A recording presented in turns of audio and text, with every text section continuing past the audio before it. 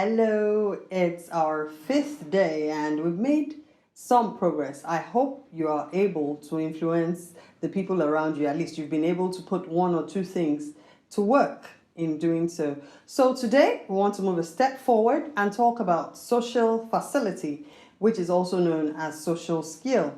There are different things that make up social skill, and I want to look at about 4 of them. The first thing I want to look at is synchrony. Synchrony comes up in your ability to communicate with other people.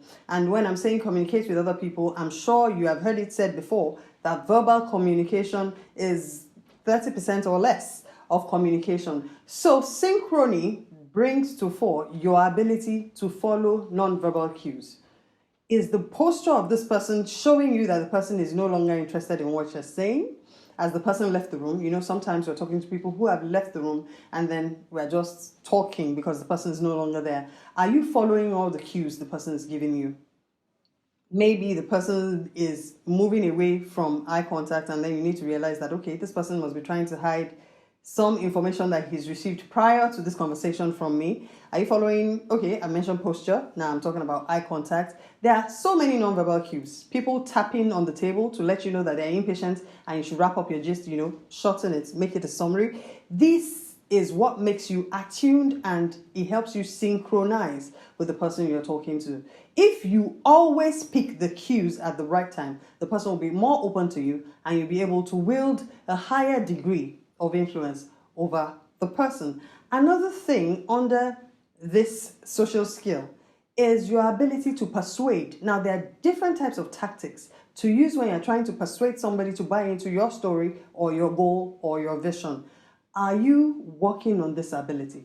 There are times where you might need somebody to come in to help you. There are times when you might need to use your authority in any field to buttress your points. There are other times when you adduce evidence to show that what you're doing is the right thing. At other times, you might need to just appeal to the person's emotions.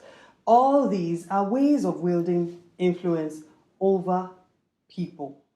Self-presentation is another element of social facility, and this is your ability to put yourself across in a desired manner.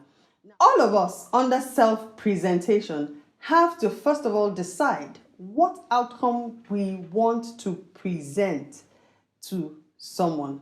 What are the outcomes you desire from the interaction?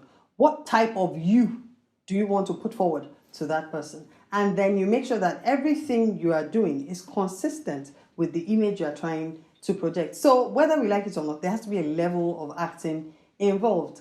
Another thing is that you and I have to know what would work the most with that person and then stay consistent with it. So when you want to present yourself, decide ahead of time what you want to present. Even when intervening factors make you feel funny or jolt your emotions such that you are tempted to react in a negative way, you have to be able to mask your feelings and keep up the face that you have come with. Now, the 4th element I want to talk about is concern. You need to know how to show concern about other people. It is a rudiment, a fundamental for exerting influence, because there's no how you're going to be able to influence anybody if you do not show a level of concern for them. Every single person has a little bit of selfishness in them, and except you are concerned about their own intentions, about their own preferences, about their own interests, they are not likely to want to listen to you. So it is extremely important that you know how to express an interest in the concern of that person and not just hear it, laud it, and walk away, but to stay consistent in your concern about that person. Now, let's wrap it up. Tomorrow, we'll go ahead to talk about specific ways in which you will grow your influence that cuts across all these elements of emotional intelligence and social intelligence. Catch you then. Ciao.